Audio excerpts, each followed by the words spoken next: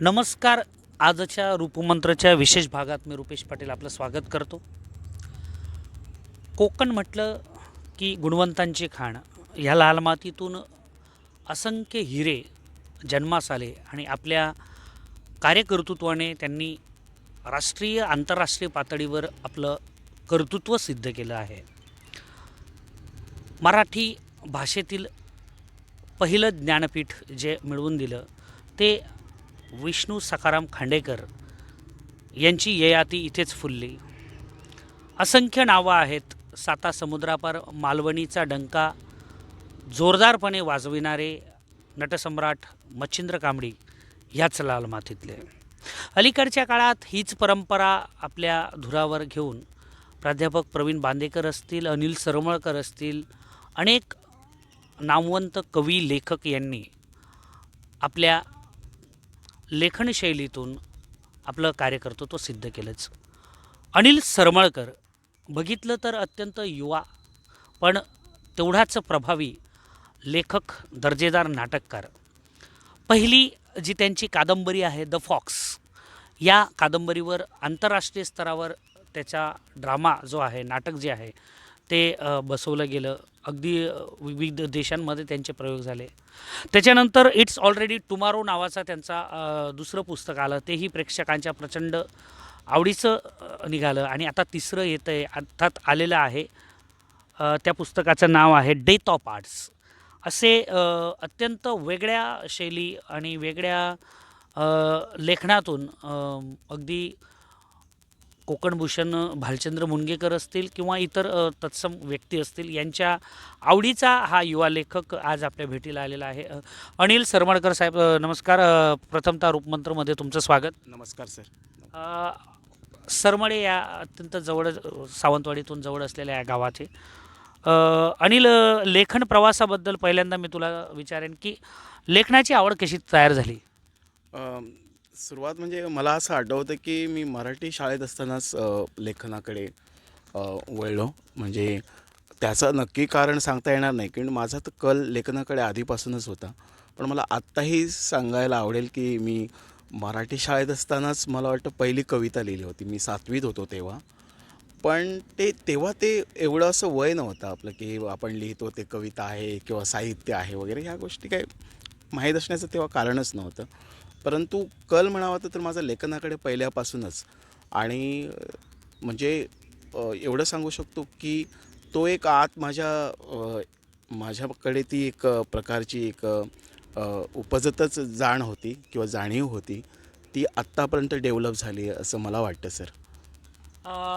The fox जे आहे प्रचंड गाजलं. द फॉक्सची जी पावती दिली ती राष्ट्रीय आंतरराष्ट्रीय स्तरावरून काम करणाऱ्या लेखकांना. आपल्या प्रेक्षकांना जाणून घ्यायला आवडेल, व्हॉट इज द फॉक्स? फॉक्सबद्दल मला सांगायला खरोखर म्हणजे मला माहीत होतं की मी एक वेगळं नाटक लिहितो आहे. मला स्वतःला माहीत होतं. अनेक जण म्हणतात, नॅचरली म्हणत असतात की एखादी गोष्ट कलाकृती हिट झाल्यानंतर काही लोक म्हणत असतात की ते मला माहीत नव्हतं एवढं हिट होणार वगैरे. पण मी वेगळं नाटक लिहितो आहे. वेगळं आजवरच्या रंगभूमीपेक्षा, आजवरच्या नाट्यपरंपरांपेक्षा वेगळं नाटक लिहितो हे ठरवूनच मी ते नाटक लिहिण्याचा म्हणजे माझ्यासाठीचं आव्हान मी दिलं होतं स्वतःलाच. आणि त्यासाठी मी रंगभूमीवर थोडा स्ट्रगल करत होतो मुंबईत वगैरे नाटककार म्हणून पुढे येण्यासाठी. पण तो काळ होता, मला वाटतं 2000 सालाचा काळ होता. माझा प्राईम टाईम होता तो संघर्षाचा. तर त्या काळात माझे काही नाटक रंगभूमीवर येत नव्हतं. पण मला रंगभूमीवर काय चाललं आहे माहीत होतं. त्याचप्रमाणे मी पाश्चात्य रंगभूमीचा, म्हणजे मुळात मी इंग्रजी साहित्याचा विद्यार्थी असल्याने पाश्चात्य रंगभूमी निदान मला वाचून तरी माहीत होती. ती काही नाटकं मला इथं पाहायला मिळत नव्हती. पण त्यातील काही नाटकं मला पृथ्वी थिएटरला जेव्हा मी मुंबईला होतो तेव्हा ती मला पाहता आलीत. आणि तरी मला असं जाणलं की मला वेगळं नाटक लिहायचं आहे. दलित रंगभूमी किंवा एक कुठलं तरी त्याच्या लेबल असलं असं नाही. पण मी तो तळागाळातील सामान्य माणसांचाच आवाज मांडणार होतो. परंतु ती मांडण्याची शैली, फॉर्म वेगळा, एकूण जागतिक रंगभूमीवर काय चाललं, मराठीत भारतीय रंगभूमीवर काय चाललं, हे थोडंफार मी इंट्रोड्यूस होतो त्याला. आणि मग माझ्या लक्षात आलं की मला काहीतरी वेगळं लिहायचं. आणि ती माझी एक आंतरिक घुसमट सुरू झाली. त्याच्यासाठी मी मुंबईतून गावी आलो. गावी ठाण मांडून ते मी नाटक लिहिल्यानंतर, त्याही नंतर ते नाटकाचं वाचन झालं. मला आजही आठवतं की कोकण मराठी साहित्य परिषदेच्या वतीनं ते वाचन झालं होतं. तर ते मी वाचनापुरतं ते मराठीत त्याचं रूपांतर काही एका अंकाचं केलं होतं. तर तेव्हासुद्धा मान्यवरांनी असं म्हटलं की हे खूप वेगळं आहे. परंतु मला असं वाटतं की त्यानंतर दीर्घकाळ ते नाटक राहिलं तसंच पडून राहिलं. मलाही कळत नव्हतं की त्याचं आता पुढे काय होणार आहे. परंतु मग बेंजामिन झेपनिया यांच्याशी माझी ओळख झाल्यानंतर आंतरराष्ट्रीय ख्यातीचे ब्रिटिश अमेरिकन कवी जे की अलीकडेच निवर्तले, तर त्यांना मी ते स्क्रिप्ट दिल्यानंतर त्यांना कुठेतरी ते जाणवलं की अरे हे नाटक वेगळं आहे, जागतिक रंगभूमीवर च्या पातळीचं आहे. आणि मग अनबिलिव्हेबल म्हणजे ब्रॉडवेवरच्या खूप मोठ्या लोकांनी रोमन फ्रँकपासून बेरी चेनपासून अगदी टोनी अवॉर्ड विनर जे केनी लिऑन सर वगैरे ह्या लोकांनी त्याचा गौरव केला. मग तेव्हा मात्र मला वाटलं की अरे हे अपेक्षेपेक्षा खूपच पुढे चाललं आहे. आणि मग आता अगदी थेट केनी लिऑनपासून बेंजामिन झेपनियापासून ते आदरणीय कुमार केतकरांपर्यंत सगळ्याच लोकांना तर एक वेगळं आणि या काळाचं मोठं नाटक वाटलं. कारण ते माणूस पशुवत कसा बनतो सत्तेसाठी, सत्ता कशी पशुवत बनते आणि माणूस एका काळाला मॅन ईटर कसा बनतो, नरभक्षकसुद्धा बनू शकतो, याचं वेगळ्या पद्धतीनं प्रस्थापित जे निकष आहेत रंगभूमीचे त्या निकषांना आव्हान देऊन ते नाटक लिहिलं गेलं आहे सर. नक्कीच पहिली गगन भरारी घेतली ती द फॉक्सने. त्याच्यानंतर तुझं नाटक आलं इट्स ऑलरेडी टुमारो. थोडक्यात तो फॉक्सचाच पुढचा भाग होता का? जरी आपण आता म्हणजे सगळ्यांनाच ते मी जाहीरच झालेलं आहे की फॉक्सची ट्रायोलॉजी येते त्रिनाट्यधारा, म्हणजे ती 3 नाटकं असतील. परंतु तो त्याचं एक्सटेन्शन म्हणता येणार नाही. इट्स ऑलरेडी टुमारो हे स्वतंत्र वेगळ्या पद्धतीचं नाटक आहे. पण त्याचं जॉनर असं म्हणता येईल की तो ॲब्सर्ड प्ले आहे. म्हणजे जी ॲब्सर्ड रंगभूमी आहे अगदी जयनॉईपासून सॅम्युएल बेकेटपासून ती अगदी आपल्या भारतीय रंगभूमीवरचं ॲब्सर्ड म्हणजे विसंगत नाट्यपरंपरा आहे. तर तरीसुद्धा इट्स ऑलरेडी टुमारो हे फॉक्सच्या ट्रायोलॉजीमधलं दुसरं जरी नाटक असलं तरी ते फॉक्सचं एक्सटेन्शन नाही किंवा फॉक्सची कथेचं ते म्हणजे फॉक्सच्या कथेची पुढची कथा असं म्हणता येणार नाही. ते एक स्वतंत्र नाटक आहे. आणि इट्स ऑलरेडी टुमारोमध्ये मी जागतिक साहित्याचे जागतिक कवितेचे संदर्भ घेतलेले आहेत. आणि एक येणारं जे अराजक आहे, सांस्कृतिक अराजक आहे, एक वैचारिक अराजक आहे, त्या अराजकाची जो भय द फॉक्स नाटकानं निर्माण केला होता, त्याच भयाच्या संदर्भात त्याचा अंतस्वर घेऊन मला असं वाटतं की इट्स ऑलरेडी टुमारो हे अधिक बौद्धिक आणि अधिक जागतिक रंगभूमीला आव्हान देणारं नाटक आहे फॉक्सपेक्षाही, असं मला वाटतं. निदान माझ्यापुरतं तरी वाटतं. आणि ते समीक्षकांना चॅलेंज देईल सर, मला असं वाटतं. कारण त्याला इलिझम म्हणता येतात. म्हणजे कसं की ते संदर्भ संपृक्त आहे. असंख्य संदर्भ आहेत त्याला, जागतिक साहित्याचे, कवितेचे, महाकाव्यांचे, भारतीय साहित्याचे संदर्भ आहेत. आणि त्याच्यातून एक संभाषित करण्याचा प्रयत्न केला आहे. आजच्या मानवी जे अराजक आहे, जसं जे भय येऊ घातलेलं आहे, त्याची कुठेतरी त्याच्यामध्ये प्रत्यंतर दिसून येतं. It's already tomorrow. की प्रसिद्धी दिली. अनिल हे नाव आता कोकणपुरतं किंवा सावंतवाडी सिंधुदुर्गपर्यंत मर्यादित नाही, तर अगदी कोलंबिया विद्यापीठापर्यंत ते गेलं. आता जे नुकतंच तुमचं पुस्तक आलेलं आहे त्याचं नाव आहे की डेथ ऑफ आर्ट्स, की या पुस्तकामध्ये आंतरराष्ट्रीय दर्जाचं जे मासिक आहे द पीपल याने आपली दखल घेतली आणि त्यांनी म्हटलं की कला ही रानटी असते आणि मध्ययुगीन किंवा ती नवीन नसते, ती ऑलरेडी असते. तर त्या अपकमिंग जे पुस्तक आहे किंवा जे जस्ट आलेलं आहे या आंतरराष्ट्रीय दर्जाच्या पुस्तकाबद्दल, डेथ ऑफ आर्ट्सबद्दल प्रेक्षकांना सांगा. डेथ ऑफ आर्ट्स म्हणजे इट्स ऑलरेडी टुमारो लिहिल्यानंतर एक दीर्घकाळ म्हणजे ना बराचसा काळ मी स्टॉपच होतो. म्हणजे मी विचार करत होतो की त्याचं तिसरं जे नाटक आहे वल्चर विस्पर, ते मला वाटतं खूप वेळ घेईल, कदाचित त्याच्यात 1-2 वर्ष जातील. पण त्या इन बिटवीन मी गेल्या बऱ्याच काळामध्ये थोडंसं चिंतन हा मोठा शब्द वापरणार नाही मी, पण जो मी थोडा विचार केला होता की वैचारिक माझी काही मांडणी आहे तर ती करण्यासाठी मला लिहिलं पाहिजे. आणि माझ्या लक्षात येत होतं की डेथ ऑफ आर्ट्स मधून मला काय सांगायचं आहे. मला आधी काही ज्या वैचारिक गोष्टी ज्या माझ्या लेखनात येत होत्या त्या म्हणजे प्रकाशित झालेल्या नव्हत्या.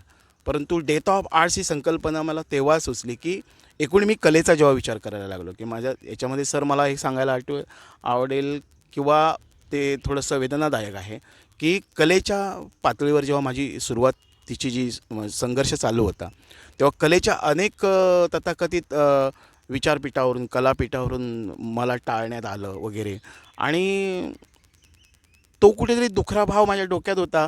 त्याचं प्रत्यंतर मी असा विचार केला की कला काय असते, कलेचा अहंकार का होतो माणसामध्ये निर्माण किंवा कलेचा एखाद्या समूहामध्ये एखाद्या राष्ट्रामध्ये कलेचा अहंकार का निर्माण होतो. मग ह्या कलेचा शोध घेतला पाहिजे. मग मी कलेचा शोध घेता प्राचीन जो समाज आहे, प्राचीन रानटी समाज, तिथून त्याचा विचार करायला सुरू केला. तर तेव्हा त्याचे पडसाद तिथे आहेत.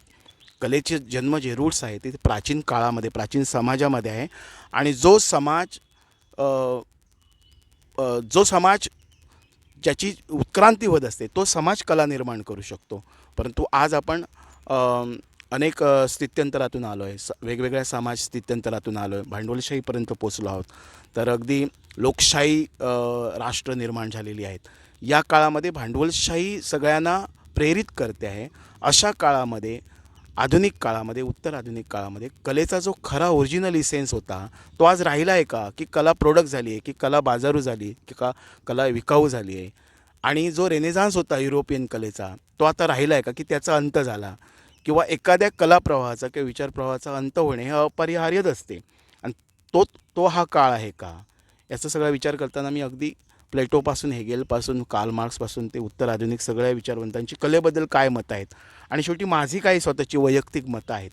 कलेचा अंत होणं म्हणजे काय, याचा अर्थ असा नव्हे की एखादा विचार संपतो, कला संपते असा त्याचा अर्थ नव्हे. पण त्याचं डेथ ऑफ किंवा त्याचं एंडिंग होतं म्हणजे काय, त्याचं रिबर्थ होण्यासाठी एंडिंग होतं का, हे सगळे संदर्भ मी तिथे मांडलेले आहे. आणि हे मला परत सांगायला आवडेल सर की कला कधीही आधुनिक आणि उत्तर आधुनिक नसते. कला ही रानटीच असते.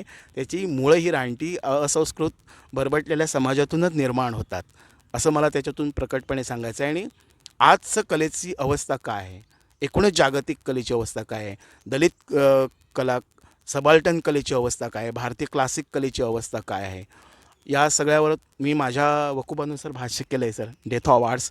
आणि हे थोडंसं वैचारिक पुस्तक असल्यामुळे समीक्षकांच्या वर्तुळात ते जाईल आणि खुद्द मान्यवरांनी त्याचं कौतुक केलेलंच आहे. पण येणाऱ्या काळामध्ये कळेल की त्याबद्दलचे काय पडसाद उमटतात सर. नक्कीच अनिल सरमळकर स्फोटक विधानं करतात पुस्तकातून पण आणि इथून पण आपल्या मुलाखतीतून. अनेकदा अनिल सरमळकर यांच्याकडे बघताना हे विद्रोही लेखक आहे असा समज गैरसमज निर्माण होतो. असो अनिल, मला एक सांगा की मध्यंतरी महानायक अमिताभ बच्चन असतील किंवा अनेक दिग्गज अभिनेते असतील यांच्याशी तुमचा संपर्क आला आणि आपल्या पुस्तकाला घेऊन एक सिनेमा तयार करायचं जे काही चालू आहे त्याबद्दल जरा प्रेक्षकांना सांगा. थँक्यू सर हा प्रश्न विचारल्याबद्दल. अक्षरशः बिग बीमबद्दल थोडंसं त्या बातम्या आल्या, चर्चा झालेली आहे. परंतु मी नेहमीच म्हटलं आहे की ते स्वप्न आहे. कधीकधी ते आवाक्याबाहेरचंही आहे. परंतु ज्या पद्धतीची ती स्क्रिप्ट लिहिलेली आहे त्याच्यामध्ये मी आधी लिहिलेल्या काही पुस्तकांचेही कथानकांचा संदर्भ आहे. आणि मग मला असं वाटलं होतं की कलेच्या संदर्भात आपण भाष्य करतो आहोत, आपण एवढं लेखन करतो आहोत, तर चित्रपट करतानाही तो वेगळा असावा. तोही जागतिक चित्रपटाच्या प्रवाहामध्ये त्याचं स्वतःचं स्थान असावं असं मला वाटतं. आणि मग मी कॉम्प्रोमाइज करायला तयार नव्हतो की मी जर ती कथा त्यांच्यासाठी लिहिली असेल, ती कथा त्या लेवलवर काम करणार आहे, ती कथा काही सांगू पाहते, ती केवळ एक मनोरंजनासाठी केलेला चित्रपट नसेल. अशावेळी मग मी स्वतःलाच एक टार्गेट दिलं होतं, स्वतःलाच मी समजावलं होतं की या कथेच्या भूमिकांसाठी या लोकांचीच मी निवड करेन. आणि मी त्याच्यातली जी मध्यवर्ती भूमिका होती जी खूपच महत्त्वाची भूमिका आहे, म्हणजे त्या म्हणजे मुळात ही फॅन्टसी आहे, अद्भुतिका आहे ती. तर त्यासाठी ती भूमिका करण्याचं तेवढी ताकदवर अभिनेतासुद्धा गरजेचं आहे. मग आजही मला असं वाटतं त्या प्रयत्नात एकूणच आमची टीम आहे, एकूणच प्रोडक्शन हाऊस आहे. तर आजही मला असं वाटतं की ती भूमिका बिग बीनीच करावी आणि मी त्यांच्याबरोबर काम करावं. मला माहीत आहे मी त्यांच्या एवढा मोठा नाही आहे कलावंत, परंतु त्यांच्याबरोबर काम करण्याची संधी मिळाली तर याच्यापेक्षा खूप मोठी संधी नसेल असं मला वाटतं. आणि सनी बँकर हे आजही स्वप्न मोठं स्वप्न आहे, आवाक्याबाहेरचं स्वप्न आहे, परंतु ते आजही अबाधित आहे. आजही ते स्वप्न मी पाहतो आहे, एक लेखक दिग्दर्शक म्हणून. सर, येस, नक्कीच अमिताभ बच्चनसारख्या महानायकाला जी शोभेल अशा पद्धतीची सनी बँकर म्हणून त्यांनी ती भूमिका रंगवलेली आहे.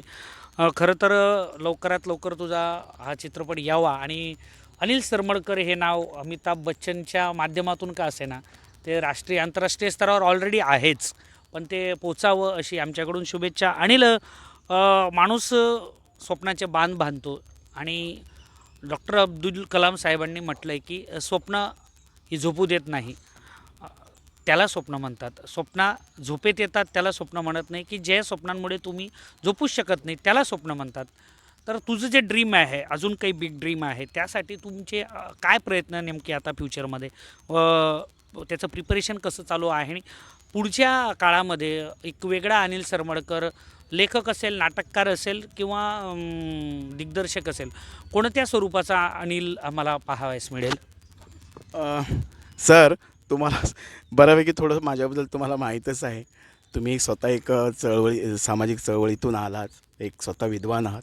तर माझी सुरुवातच सामाजिक चळवळीतून झाली. मला असं वाटतं की मला एक अशी भूमिका घेऊन कधी जगताच आलं नाही. लेखक किंवा मी दिग्दर्शक आहे, मी नाटककार आहे, मी कवी आहे. खरं तर सर माझा पिंड आहे कवितेचा. कवितेनं माझी सुरुवात झाली. मी आजही स्वतः प्राऊडपणे सांगतो की माझी खरी ओळख कवीच हीच आहे आणि कवितेतूनच सगळ्या फॉर्मचा जन्म होतो. हे इतर फॉर्म त्याला जोडूनच असतात, कारण कविता हा सगळ्यात मोठा फॉर्म आहे साहित्यातला. तर मला असं वाटतं की मी एका अशा भूमिकेतून येईन हे हे सांगता जरी नाही आलं तरी तुम्ही जो प्रश्न विचारला त्याचा थोडा मतितार्थ माझ्या लक्षात आलेला आहे की मला असं वाटतं की येणाऱ्या काळामध्ये माझ्या डोक्यावर प्रचंड काम मीच वाढवून घेतलेलं आहे. एका बाजूने नाटककार म्हणून, एका बाजूनं कविता, त्याचप्रमाणे मला म्हणजे असं फिल्ममेकरही ही भूमिका सांभाळावी लागते. त्याचप्रमाणे रंगभूमीसाठी मला द फॉक्स ट्रायोलॉजीमधलं तिसरं नाटकही लिहायचं आहे. म्हणजे एकाच वेळी मला हे वेगवेगळ्या भूमिकातून जावंच लागणार आहे. परंतु मला एक असं जाणवते की म, मला असं वाटते की एक प्रेडिक्शन एक स्टेटमेंट करण्यासाठी मला एक फिल्म करायची जी आहे ती सनी बँकरच असेल.